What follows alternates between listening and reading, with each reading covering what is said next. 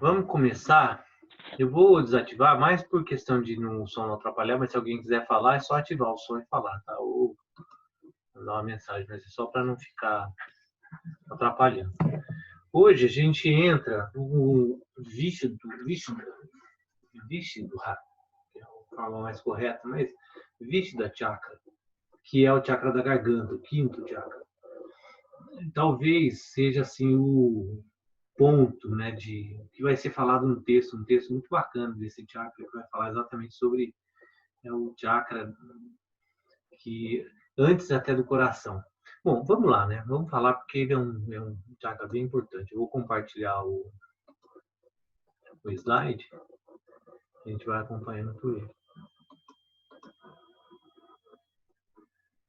Hoje está tudo certinho o slide aí, né? Então vamos lá. Vishuddha Chakra é o da garganta. O elemento é éter. Falar é o chakra da voz, da criação.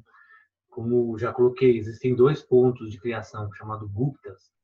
Um é os órgãos genitais, que é o terceiro chakra ligado ao segundo, né? Swadhisthana chakra, e agora que é falar, função de energia, autocontrole, sensação de comando, honra, satisfação, porque é o chakra da projeção. Tireoide, paratireoide são as glândulas, é o chakra no qual a gente se projeta no mundo. O texto ele é bem bacana, porque ele vai refletir bem o que é. O primeiro ponto, ele é o mais sutil dos 5 elementos. Ainda, até o chakra da garganta, a gente está preso na existência ainda mais, um pouco menos sutil. Agya Chakra, entre as sobrancelhas, o terceiro olho, já é a existência mais sutil. Esse é o ponto final da nossa existência material. É o mais sutil dos 5 elementos. A partir daí, já não tem mais correlação com o elemento. Já não é mais éter, né, que é o espaço. Ele é o mais sutil de todos, que termina esse processo nosso de caminhar para uma divindade, né, uma situação sobre-humana. E aí ele coloca o início do processo de manifestação antes mesmo da conexão com o coração. É interessante essa colocação porque a gente no Anahata Chakra estava falando que é o ponto onde o ser humano começa a se transformar em humano. Ele sai dessa condição só animal, condicionado de padrões, e começa a uma percepção, auto-percepção, relacionamento, aí vem todas aquelas questões da Anahata Chakra, que é a transformação em ser humano. Mas antes mesmo disso, né, de se manifestar como ser humano, esse chakra é o chakra da conexão. Na medida que esse ponto é harmonizado, e a gente vai ver essa situação de harmonia e desarmonia, vai se ganhando uma percepção mais sutil da existência. Vai se desligando, né, das necessidades instintivas. Começando a ver essa metáfora também do terceiro olho é muito interessante, né? Porque a gente tem 2 olhos no qual a gente experiencia o mundo, vive ele como ele é. Mas existe essa abertura do terceiro olho. Tem alguém que está com o microfone aberto aí. Dá uma olhadinha só, porque eu tô com o arquivo aberto e eu não consigo ver. Então, por favor, alguém dá uma olhadinha aí, que alguém está com o microfone aberto. Essa metáfora do terceiro olho, ela é muito interessante porque a gente vê o mundo de forma física, né? Observa as frequências, interpreta e dá uma visão do mundo, né, com os sentidos, mas existe o Agya Chakra, que é o mais da intuição, que a gente vê o mundo de forma diferente, mais sutil. Essa colocação da visão do terceiro olho é muito interessante quando vem desse chakra da garganta e vai agora acendendo aos outros, porque é exatamente esse ponto, né? Eu concebo o mundo de uma forma no qual eu só consigo entender a minha perspectiva de informação que eu tenho. Quando eu começo a sutilizar essa percepção do mundo, eu começo a entender outros aspectos da existência no qual eu não entendia. Eu cito muito esse exemplo de criança, adulto. Na medida que a criança ela percebe o mundo com o veículo dela desenvolvido para aquele nível de percepção, ela não tem capacidade de observar coisas que estão além daquela situação física que ela está. E esse chakra é quando a gente começa a... Ele coloca o princípio, o início do processo de se manifestar como sobre-humano, como essa capacidade de expressão da alma. Até no final ele vai falar isso, é a linguagem da alma, né? E aí fica alerta em relação a causa e efeito que vai iniciar, porque a relação, eu vou ver essa frase até o final dessa terceira linha aí, que é interessante, que está tudo ligado a uma coisa só. Fica alerta em relação a causa e efeito do que vai iniciar, sabe cultivar a implantação da semente, a palavra, o poder da palavra, a força para iniciar a manifestação de uma forma física ou ação. Essa questão da palavra é muito interessante, que é muito até tem algumas regiões que utilizam muito disso, né? A palavra ligada ao livro, ao que está escrito. Mas se você levar um pouco mais profundo essa ideia do que é a palavra, né? A palavra é o poder de manifestação, é o som. E não é em si a escrita, mas é a ideia de criação. Então, o poder da palavra é o poder de criação. Do verbo se fez o mundo, né? E toda a estrutura mântrica e dos Vedas é fundamentada na vibração. Tanto que essa era que a gente vive, né? Kali Yuga, Yuga é a era de Kali, que é esse momento que a gente está vivendo, dentro da tradição védica, de 432 mil anos que faz essa era, é a era do som, né? Por isso os mantras, por isso várias tradições são fundamentadas em mantras. Se você pegar a tradição Vaishnava, né, Hare Krishna, é a base mântrica da nossa era agora, e as outras eras tinham outras humores, né, a meditação, adoração, e essa é som, é vibração, né? Se você pegar o sikhismo também, é super fundamentado em Kirtan, né, que são as canções, os bhajans, né, Kirtan ou bhajan, são as orações das canções, é som, é vibração. O poder da palavra é esse poder de existência. A manifestação é som. Nós somos um processo vibracional. Né? Então, quando ele fala que fica alerta em relação a causa e efeito, porque na medida que eu executo uma ação, uma vibração, né? E aí a palavra, na medida que eu executo esse processo, ele vai gerar uma cadeia que já não está mais no meu controle. E aí está preso, ele continua, né? Uma vez que planta a semente no solo de Maia, ela segue as leis de Maia.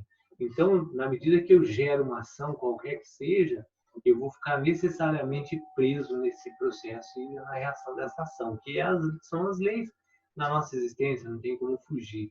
Mas quando eu tenho uma harmonia nesse ponto da minha existência, né, correlacionada ao quinto chakra, da garganta, da vontade, da relação com o mundo de uma forma mais de ação, quando eu tenho uma harmonia nesse ponto, eu começo a já ter a clara compreensão desse processo no qual eu gero uma ação, eu gero uma criação, e essa criação ela é uma semente plantada no mundo e ela vai frutificar aquilo que eu agi. Então eu estou numa cadeia, né, de karma e preso nessas leis, no qual tudo aquilo que eu vou recebendo na minha vida é uma colheita das ações que eu fiz em toda a minha existência. Esse chakra me dá essa percepção, né? Essa percepção, não sei se vocês lembram, são 4 palavras que estão relacionadas nesse estudo, que a primeira, integridade, né? Autenticidade, depois vem responsabilidade, termina com enriquecimento. Responsabilidade já está, que é no Anahata Chakra, que vai dar base para essa compreensão de que eu sou o autor da minha existência, no sentido de que tudo que eu estou plantando é o que eu estou colhendo. Então, a força para iniciar a manifestação de uma forma física e o poder de iniciar uma direção da ação. Um dos maiores poderes do ser humano é iniciar uma direção de ação. Então, aí começa um ponto de compreensão fundamental. Até por coincidência, é incrível isso, mas não é na live que eu vou fazer, que não tinha nada a ver com esse assunto, mas no final os assuntos se cruzam no mesmo momento. É engraçado, sempre acontece isso. Estou falando uma coisa num determinado lugar e no outro cruzo o mesmo assunto, mas sem ter planejado nada. que é esse ponto, né, onde a mente percebe o mundo e desenvolve a nossa criação do que é o mundo. E o que é criação? O que é criação do mundo? É nada mais do que percepções de forma diferente daquilo que já existe. O mundo ele está preso no que o yoga chama de Ritan, que são as leis. Aí está falando desse texto como as leis de Maya. Nós vivemos dentro de um sistema que ele como um todo é chamado de Deus. O universo inteiro nos prende numa existência no qual existem leis físicas que eu tenho que viver elas. Quando eu percebo que eu sou um ser humano, eu começo a ter o que a gente pode chamar de arbítrio, ou livre-arbítrio, a condição de direcionar uma ação. Mas eu não tenho nenhum controle sobre os resultados dessa ação, mas eu consigo perceber esse sistema, usar ele, de certa forma, ao meu favor ou não, que tudo isso está nessa capacidade de sutileza da percepção do mundo. Eu começo a me desvincular da minha existência como animal, eu desenvolvo essa percepção de testemunha, de observador desse processo, e começo a usar todo esse sistema no qual eu estou preso ao favor da minha existência, no sentido de existir da melhor forma possível. E aí eu começo a ter a capacidade, que é colocada nesse texto de uma forma muito legal, né, o maior poder do ser humano é eu ter a possibilidade de iniciar uma direção da ação. Então eu percebo esse movimento e gero uma direção no qual ela pode depois gerar sementes de formas correlacionadas a essa ação que eu gerei. Mas eu não tenho nunca o resultado da ação na minha mão. É aquela coisa, né? Eu posso fazer o que quiser, posso agora estar tomando cuidado, quarentena, comendo, fazendo não sei o quê, sair daqui, lá, tropeçar, bater a cabeça e acabou. Né? E parar no hospital ou morrer, não tem mesmo. Eu não consigo pensar o que vai acontecer daqui a 15 minutos. Ninguém consegue, né, determinar o que vai acontecer daqui a 10 minutos. Todos nós iniciamos uma direção de ação, né, e vamos colhendo os resultados desse sistema que funciona, né, e aí quando ele continua colocando, é muito difícil mudar o curso de algo depois que já está se movendo, porque essa é a manifestação, essa é a existência. Mas nós temos como perceber e, de certa forma, com as nossas ações, direcionar uma ou outra ação. Né? E só vou entender isso quando eu consigo entender que eu sou parte desse sistema e consigo ter essa divindade humana de perceber isso e direcionar uma ação de uma forma que pode ser conveniente, que pode me trazer benefícios ou não dentro dessa existência minha. Né? Então, o que ele está colocando agora, que é um ponto assim, talvez um dia um professor meu, há muitos anos atrás, ele falou assim, né, que Bhakti é o mais alto grau do yoga. E Bhakti é ligado à devoção. E aí fica aquele aspecto de achar que devoção é um processo religioso, de ser devoto de alguém ou de algo. E aí existe necessariamente você entrar num sistema religioso. Com o tempo, o yoga, o estudo, eu fui percebendo que realmente Bhakti é o maior caminho do yoga, o último talvez, mas que não tem nada a ver com religião. Bhakti é essa entrega, né, essa devoção no sentido de começar a compreender realmente que nós somos parte de um sistema. E essa compreensão, apesar de parecer fácil falando intelectualmente, mas entender isso verdadeiramente, realizar isso é muito difícil. Eu entender que eu sou parte disso e cumprir o meu papel dentro do meu, que é chamado de Dharma, da minha existência, aceitando absolutamente todo o processo como ele é, e simplesmente experienciando esse sistema. Esse é o princípio profundo de entrega e de devoção, que é o que o yoga sempre, de certa forma, ele vai conduzindo a gente a entender isso. E aí, veja que isso estou falando no quinto chakra, né? Faltam dois, na verdade, três, se a gente pensar algumas linhas que levam a hora como oitavo, mas é o final, né? O final da história que vai começando a deixar com que a gente perceba que todo esse jogo universal, ele faz parte de um sistema no qual a gente experiencia ele e tem o maior poder humano de conduzir uma direção de alguma ação, né? Plantando sementes no solo dessa ilusão no qual a gente vive, e essa ilusão vai seguindo o curso dela, né? E essa existência vai se frutificando, né? Sempre dentro desse sistema de lei. Eu aprender a experienciar isso, eu vou me libertando dessa visão egóica de que eu sou um ser que gera uma ação e que tem uma individualidade. Aí eu vou naturalmente compreendendo que não existe individualidade. Não que não existe individualidade no seu sentido, porque eu sou individual. Eu sou um ser individual e estou vivendo aqui. Então existe. Mas não existe porque essa ideia de que eu sou um ser individual me dá uma percepção de não correlação com os outros. E a não individualidade, a não existência de ego, é justamente essa percepção de que a minha ação é absolutamente interdependente. Não existe uma ação sozinha de nada nesse mundo. Tudo depende do outro. Para eu viver depende de sol, de água, de diversas coisas para que exista qualquer existência desse universo. Então, essa ideia de que eu estou agindo não existe. Ela vai se desfazendo, mas só vai se desfazer quando eu consigo já estar nesse nível de compreensão, né, que é relacionado a esse chakra, que é o quinto, que é o chakra do poder da ação, né? E o poder da ação, ele é intrinsecamente ligado à compreensão de que essa ação é um direcionamento, né? Não é minha, é desse universo no qual eu estou preso. Então ele continua, desse centro vem o poder de projeção, eu começo a me projetar nessa existência. Apesar de saber que eu sou uma parte dela, né? Mas eu me projeto nela, eu existo nela. Lá no primeiro encontro, coloquei essa necessidade de compreender os dois aspectos da existência, o aspecto físico e o aspecto espiritual, né? A matéria e espírito, os dois campos que são absolutamente necessários.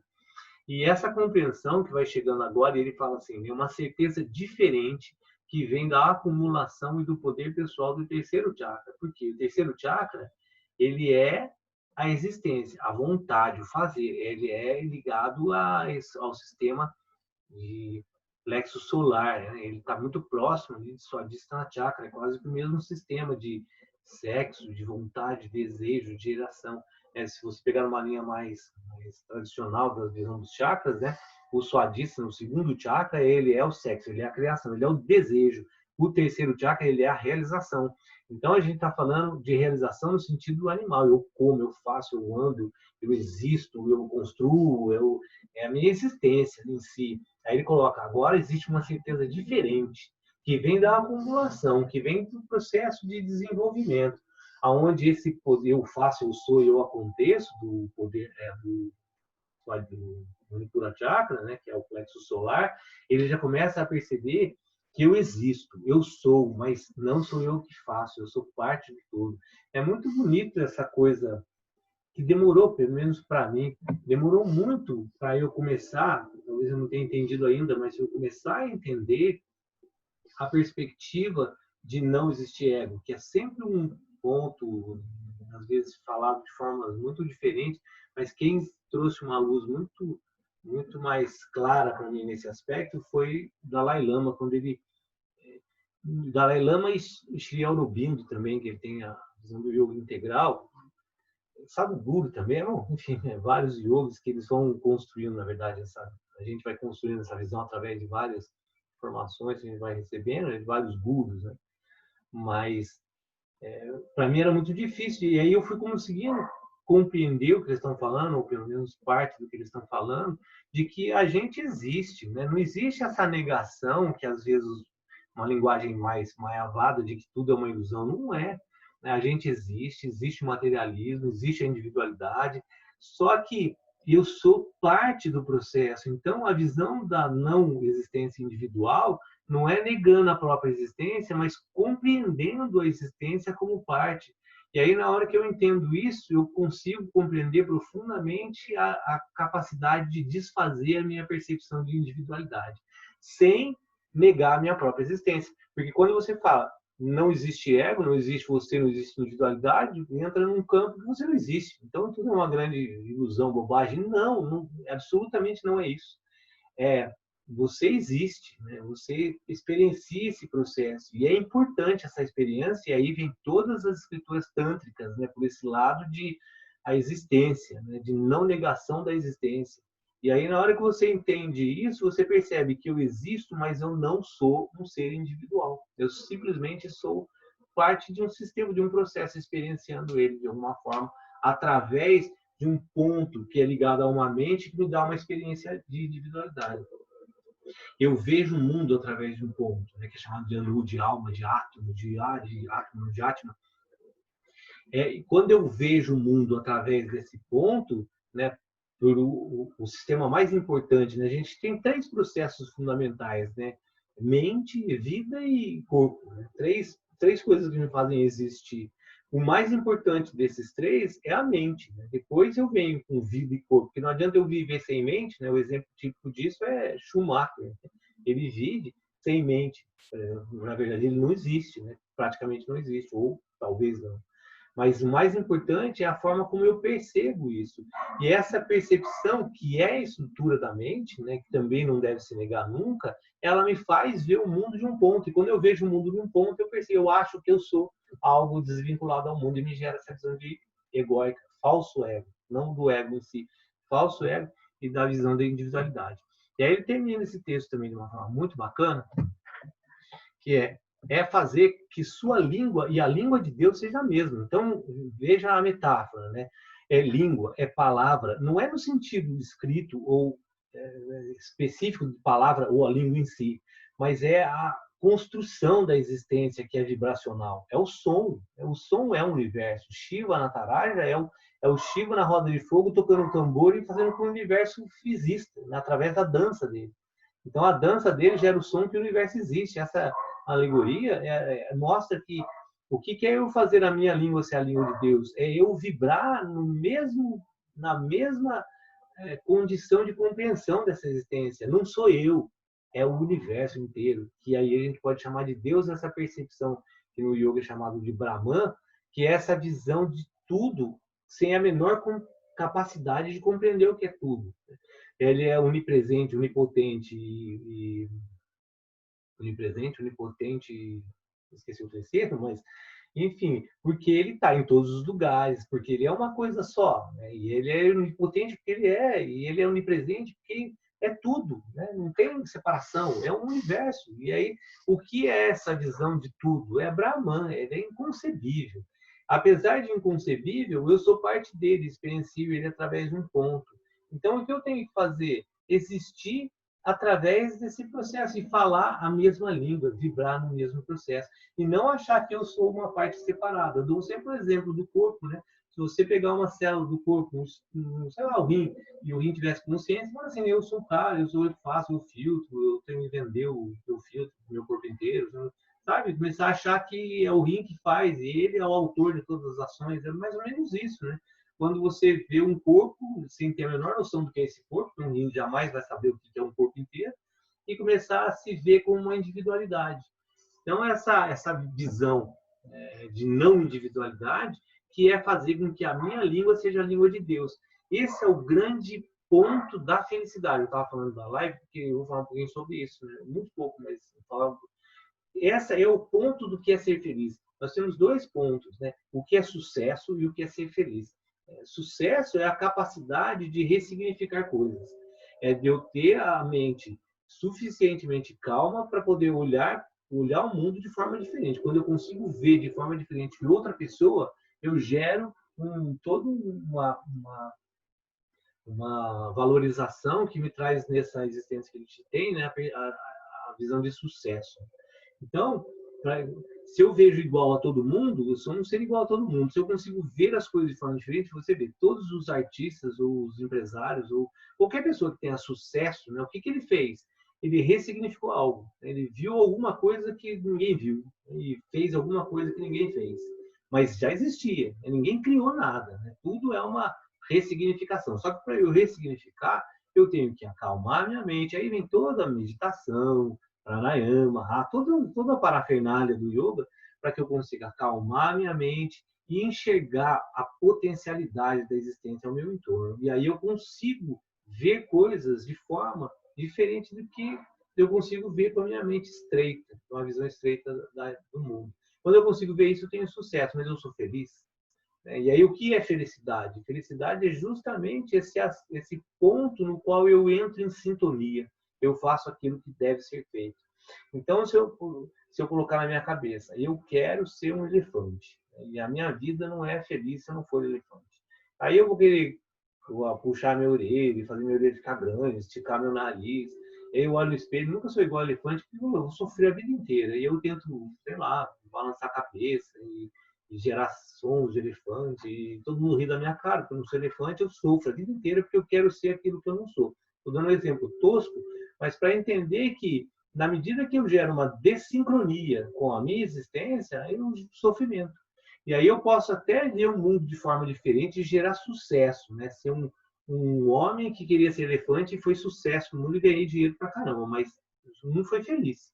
Porque a felicidade, ela vem da sincronia. A minha língua ser a língua de Deus, ser a mesma. Quando eu começo a entrar no processo no qual eu sou a experiência daquilo que eu estou preso nesse processo agora. Não sou nada mais nem menos, não sou eu. Eu simplesmente experiencio isso. E aí tudo dá certo.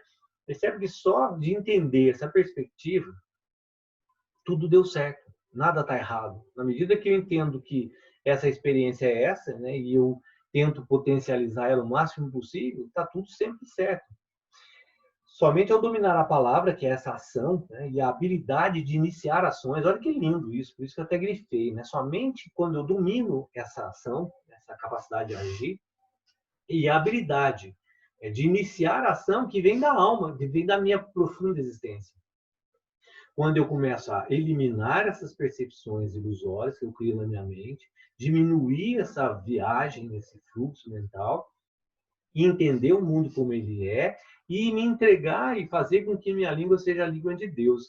Como a Maria Teresa fala, né? Me torno um lápis de Deus. Eu começo a escrever a história da minha existência em si, né? Se eu sou abelha, é abelha, e a coisa mais harmônica de ser abelha do mundo, ou flor, ou árvore, ou qualquer coisa, mas eu sou devocionalmente aquilo que eu sou, por isso Bhakti. Né? Estou entregue à minha profunda existência da minha alma, a minha alma existindo, frutificando num veículo qualquer que seja. E aí eu me torno feliz. Esse é o princípio profundo da Ananda, da bem-aventurança. Aí que se pode verdadeiramente abrir a porta para os domínios do triângulo superior. Só aí eu consigo, então, dominar, entre aspas, essa existência superior divina que pode se manifestar em mim, que é potencial, é chamado de Kundalini, é o potencial da minha existência total. Eu me libertar de todos esses condicionamentos que me fazem sofrer e florescer. Quando o Sadhguru fala sobre meditação, né? Meditação é a fragrância da flor. Aí ele fala uma coisa, não sei ele, mas enfim, é que o universo, não, Yogi Bhajan fala isso. O universo inteiro conspira porque a flor solte a fragrância dela. Você imagina que precisa chover, precisa estação, precisa terra, precisa nutriente, precisa de diversas coisas no universo para uma flor soltar a fragrância dela. É muito lindo isso, né? E aí você vê que isso é Bhakti, né? Ela está profundamente existindo, né? Sem nenhuma preocupação, sem nenhuma viagem, sem querer ser nada além de flor. E aí ela manifesta todo o potencial existencial dela, que é flor, que é a fragrância, que é a existência, a beleza dela. Isso no ser humano que é chamado de Kundalini, essa capacidade de se expressar e se manifestar nesse mundo da forma mais bela e pura. Por isso o yoga é purificação. Quando eu começo a eliminar essa visão tosca da existência, começa a desenvolver sutileza. E é a partir desse ponto. Eu não sei se vocês estão percebendo, né? Mas sai lá do Muladhara Chakra, que é existir, né? Depois você vai para sexo, que é fazer acontecer, é desejo. Depois você vai para a realização. Aí você vai para uma relação com o mundo. E aí agora começa, né, o início do processo da manifestação. A hora que eu começo a existir, ao som, à vibração, a entrega, é um processo real da existência. Aí eu me manifesto, de verdade, né? Não existo como outros seres qualquer, não sendo julgando melhor ou pior. Aí a gente vem no bloqueio. O bloqueio desse chakra é o ciúmes, né? Que é uma lógica muito clara. Por que o bloqueio é o ciúme e a inveja? Porque eu não reconheço a minha autenticidade. Eu não sei o que eu sou. E aí eu quero ser coisas que eu não sou, em todos os níveis.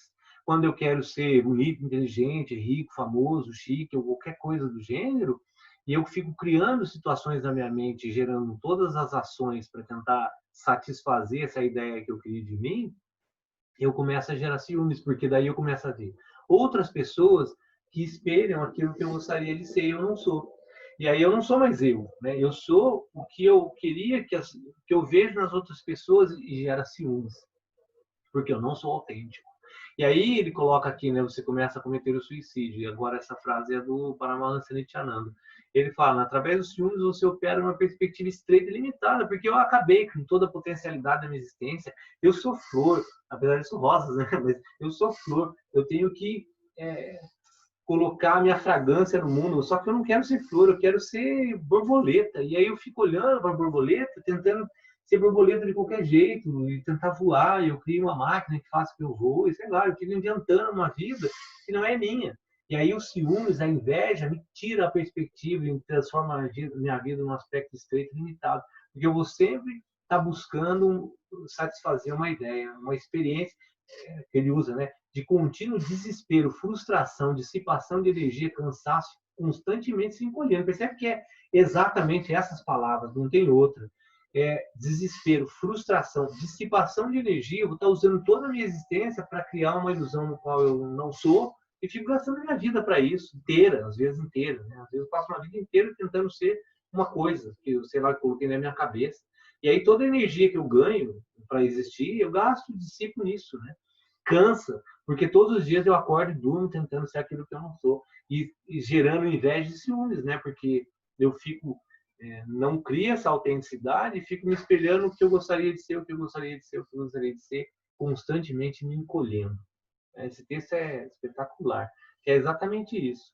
E aí isso gerou um bloqueio total na minha existência. Eu paro de existir a partir da perspectiva estreita e limitada que eu fico tentando ser aquilo que eu não sou. Agora, o que eu sou? Essa é a grande pergunta. Se eu não sou A, B, C da minha cabeça que eu crio, o que eu sou então? Para eu saber o que eu sou, a primeira coisa que precisa fazer? Aquietamento, né? Parar as viagens, né? Cessar a ideia que se quer criada do mundo, que é chamado de Maya. Na medida que quanto mais quieto eu fico, mais capacidade de observação desse mundo eu tenho. E quanto mais silêncio eu crio na minha existência, mais amplitude de percepção eu tenho. Agora, se eu gero ruído, se eu fico preso nos meus ruídos que eu crio, a minha existência fica limitada àquilo que eu acho. Então, qual é o desbloqueio desse centro? Quando existe um alinhamento entre o que você saberá cumprir o seu papel em relação aos outros. Eu sorrio e pronto, acabou. Eu não quero ser coração, não quero ser cérebro, não quero ser braço, não quero ser nada. Eu quero fazer o meu papel, cumprir o meu papel em relação à minha existência. Esse é o aspecto mais profundo de Dharma. E aí o meu centro de garganta está desbloqueado. Eu não tenho mais inveja, eu não tenho mais ciúmes, eu não tenho mais uma perspectiva estreita. Eu existo na minha plenitude. Eu, como flor, existo e espalho a minha fragrância e a minha beleza. E pronto, acabou. E você fique aí trabalhando, fazendo o que você quiser. Eu simplesmente vou existir no meu jardim. Percebe como é lindo essa perspectiva? Na hora que você existe e tem a plenitude da sua existência, não quer mais ser nada além da sua própria existência. Mas veja bem, se a gente não esquecer da escada, isso tudo que eu estou falando vai por água abaixo. Porque primeiro você precisa comer, dormir, realizar os instintos básicos. E essa é a grande beleza da existência. Essa escada no qual você nasce de uma forma e vai evoluindo, desenvolvendo essa purificação da existência até você conseguir se perceber na sua mais profunda existência, que é, como ele coloca anteriormente, a ação da alma. E aí você se desfaz dessa ilusão. Essa é a nossa busca, né? Que ela vem se transformando numa vida de nascimento e morte, de uma existência inteira dessa das existências nossa como humano, como ser humano, de uma forma geral. É essa limpeza constante do ser humano se purificando e se cada vez tendo percepções mais sutis, né? Desenvolvendo essa capacidade de uma supramente, né? Acima dessa mente que está presa nessa energia ilusória. Quando existe esse alinhamento, você cumpre o seu papel. E aí desbloqueia. Eu compreendo o meu papel e de todos os seres. Não existe mais inveja, né? Não existe mais ciúmes. Eu serei capaz ou não de cumprir. E aí você percebe que essa naturalidade autêntica de eu reconhecer o papel que eu não cumpro é simples, né? Se existir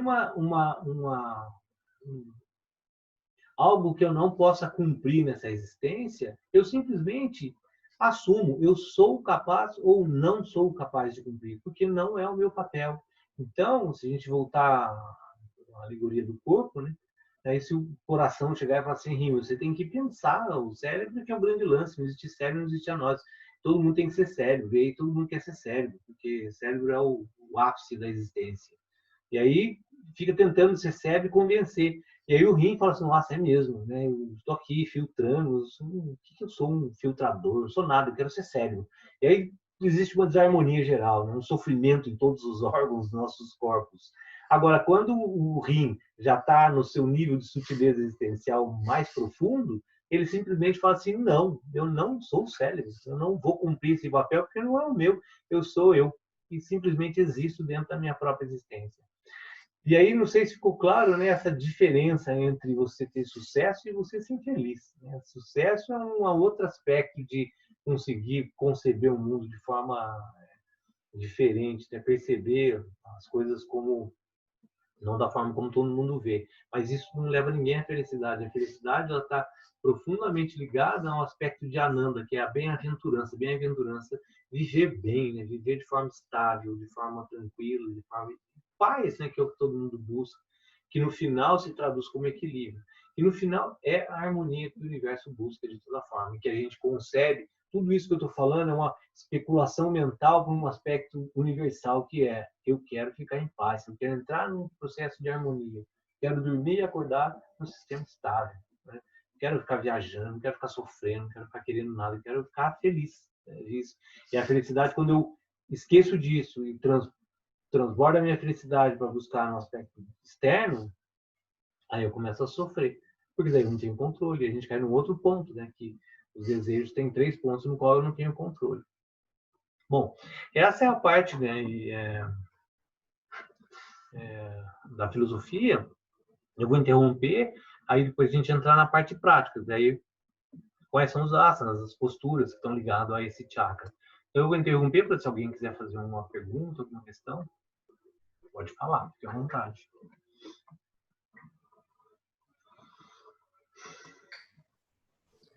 Daniel, eu quero perguntar, essa coisa da individualidade, essa última frase, tem a ver com essa última frase que está aí, né? Eu posso ser capaz de cumprir o meu papel, ou não, eu posso cumprir ou posso não cumprir o meu papel. Mas, independente da individualidade de cada um, todos somos um. É isso? Eu não entendi direito. Porque pensa no corpo, eu acho que o corpo é o exemplo mais fácil de entender isso, né? Existe um rim, existe um coração, né? Existe, está lá. E existe uma individualidade. O coração é coração, o rim é rim, percebe? Mas não existe um rim separado, não existe um coração sozinho, não existe um coração andando, existe um corpo. Faz sentido, né? Não é que não faz sentido, não existe, não tem a possibilidade de um coração sair existindo. Ele é parte do corpo. E é exatamente essa percepção. Eu sou parte desse universo inteiro. Então, quando eu entendo isso, né, eu vejo que o rim tem a função dele, o dharma dele, o coração tem a função dele. Existem as individualidades dessa matéria, do coração, do rim. Né? Não é uma ilusão. Ele tem um rim lá, tem um coração lá. Só que a ação não é do coração. Tanto que a palavra no yoga, que é usada para o falso ego, é chamada de arrancara. Arrancara significa eu faço. Eu faço significa a falsa ideia de que sou eu que estou agindo. Porque não é o rim que está agindo, o rim é parte do corpo. Se não tiver o sangue, se não tiver a energia, se não tiver, ele parou de existir, percebe? Se o coração parar, o rim parou, o cérebro parou, tudo parou. Por quê? Porque é uma conexão, e isso tantra, que significa teia, é exatamente essa interconexão. Tudo é uma coisa. Se um para, o outro não existe. Então, não existe individualidade, não existe uma ação do coração, existe uma ação do corpo como um todo. Percebe? Estou usando o corpo de uma forma bem limitada. Mas se você expandir tudo isso para o universo inteiro, tudo é uma consequência de várias ações. Tudo que eu estou fazendo agora é uma consequência da existência, não tem nada meu, não tem nada minha. Apesar de que eu existo como esse ponto e experiencio muito através dele. Então, o ego, que é essa percepção individualista, individual, existe. Só que a existência individual não. Percebe? Uhum. E aí, se eu for reconhecer essa existência, limpar, né, purificar a minha existência, reconhecer a minha existência como ruim, o que eu vou fazer? Eu vou cumprir a minha função. Para você quer ser outra coisa? Não, não quero ser, porque eu não sou. Eu sou aquilo que eu sou. E aí eu existo na minha plenitude da existência. Eu não fico mais preso às concepções da ideia do qual eu crio para a existência. Esse é um dos grandes pontos de sofrimento. Quando eu crio uma ideia do que é a existência, do que é ser feliz, do que eu sou aí, eu fico o tempo todo correndo atrás dessa ideia. E não vou chegar a lugar nenhum, claro, né? Porque essa compreensão, ela não é uma compreensão simples, porque a gente nasce e vive dentro de uma perspectiva de que você é o dono do seu destino, você faz, você cria, e você vai ser rico, e você vai ser famoso, e a felicidade está em buscar desejos, que é o triângulo inferior, que é a existência como uma busca de satisfação de desejos, de animal. Está errado? Não. Percebe? É a existência. Se não existe uma coisa, não existe outra. Essa é a percepção dual da vida. Eu só consigo aprender tendo o outro lado da existência junto. Não existe uma coisa separada da outra.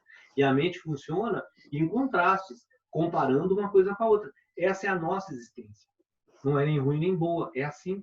E aí, quando eu descubro isso, eu experiencio isso da melhor forma possível. A Patrícia perguntou, né, como você fala, projetar seria a capacidade de dar uma direção para a ação. Quando eu existo, que essa, quando ele coloca lá, que é a principal capacidade humana, eu percebo e me projeto na existência.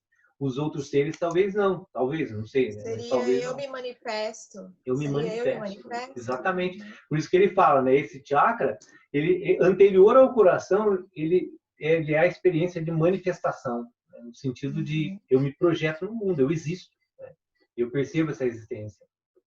E eu consigo entender essa existência. O grande lance disso, eu acho, é a capacidade de percepção da existência e de libertação, por isso moksha. Quando eu percebo a minha própria existência e começo a trabalhar para me libertar da própria existência que eu estou preso nela. Aí é a síntese da manifestação em si, né? No sentido de autopercepção. É como se a flor entendesse a existência dela, experienciasse da forma mais pura possível, mas a alma que está atrás, dentro da flor, conseguisse a capacidade de se libertar da própria existência como flor. Ok. Isso seria a nossa projeção na existência. Né? Mais alguma pergunta? Fica à vontade, gente.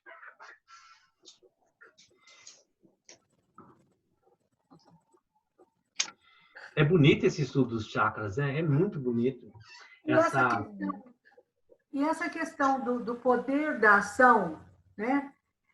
É como se, por exemplo, paralelamente à visão espírita, né? Que fala que você tem o livre-arbítrio, né? Para você fazer as coisas. Seria um livre-arbítrio todos os dias de todas as nossas ações? É nessa visão? Desse poder de ação? Quando ele fala o poder de ação, você lembra que ele está falando, né, a capacidade de direção da ação. Né?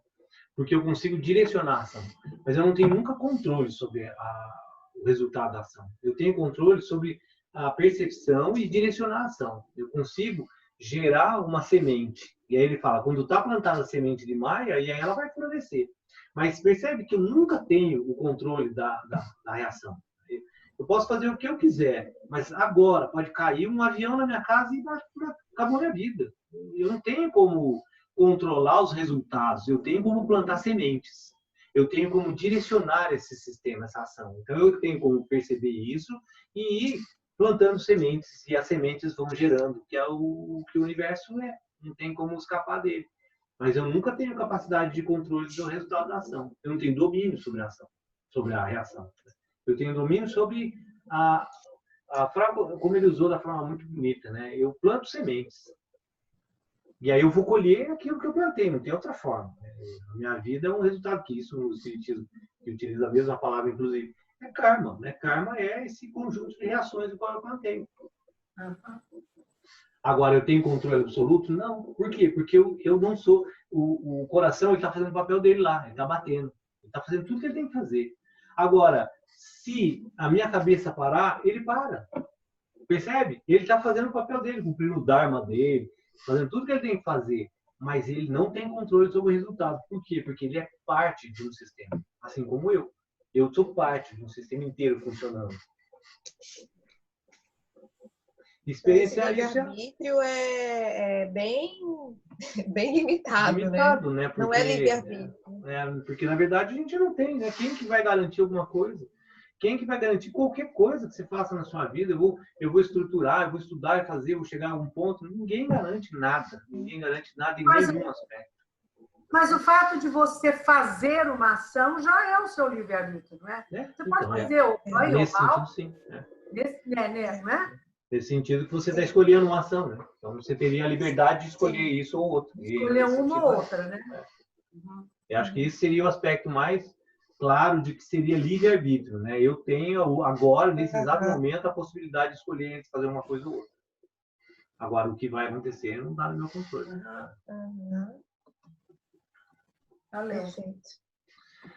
Eu vou pôr agora a parte física, né? Que é o que fazer fisicamente para harmonizar esse centro. Então, quais são as sombras? Letargia, expressão, habilidade descritiva fraca, timidez, problema na voz, é o que está relacionado a esse centro de garganta. Insegurança por causa dos ciúmes, medo de opinião, julgamento, tudo isso que a gente viu, né? Está ligado a essa não autenticidade.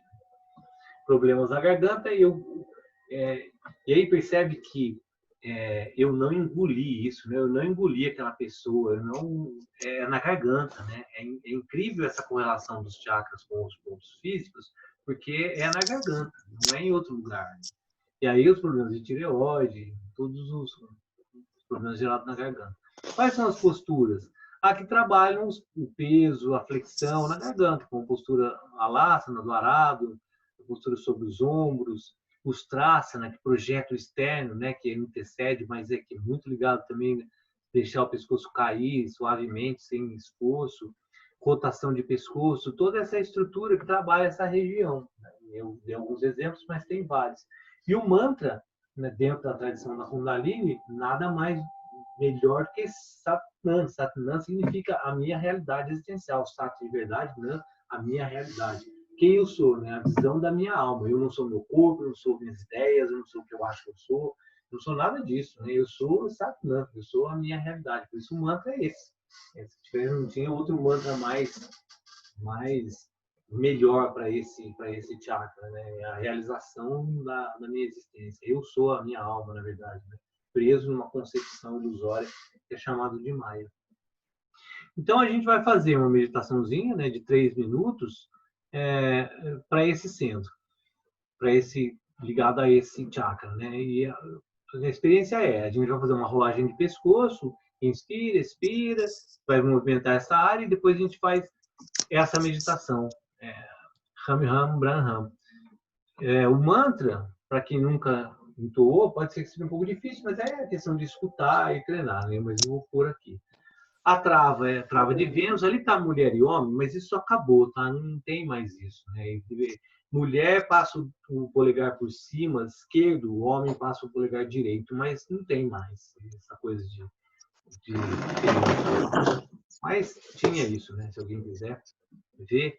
A trave de Vênus é entrelaçando os dedos. E a postura é sentada, então com a trave de Vênus na frente do, mais ou menos, do plexo solar, os olhos fechados e a gente vai cantar esse mantra Ram Ram Brahman. E aí vai atender a essa região específica do Svadhisthana Chakra. Acho que não tem muita dificuldade para meditação, né? Então vamos lá. A gente vai entrelaçar as mãos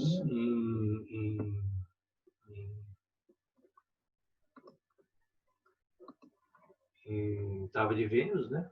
Aí, se alguém quiser, o polegar esquerdo para cima é feminino, o direito mas não tem mais.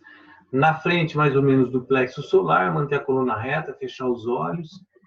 A gente vai, antes do mantra, fechar os olhos e fazer uma rolagem de pescoço, levando a orelha no ombro, cabeça lá atrás, orelha no outro ombro, queixo no peito. Aí umas 5 respirações, devagar, girando, continue. Eu só vou colocar o som aqui, o mantra, então mantém 5 respirações de um lado, para.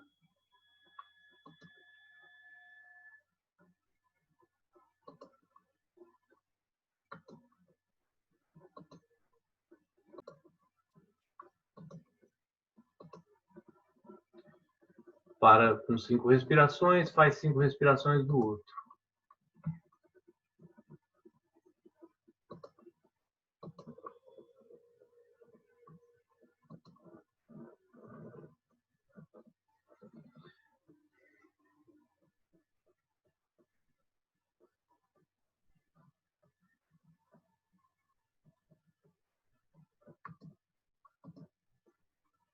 Quando terminar, para no centro.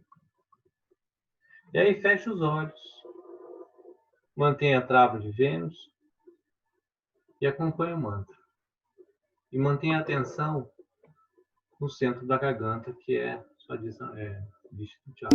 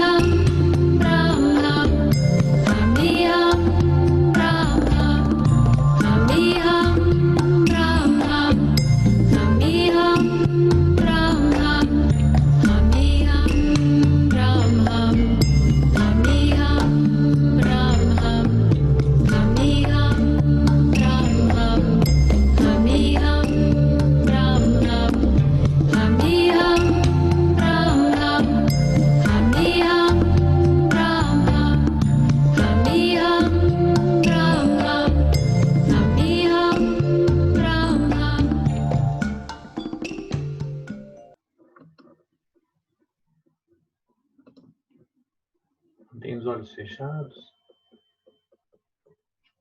Inspire profundamente. Expire, solta pela boca, soltando os ombros. Traga as mãos em postura de oração. Inspire para entoar Satnam. Satnam.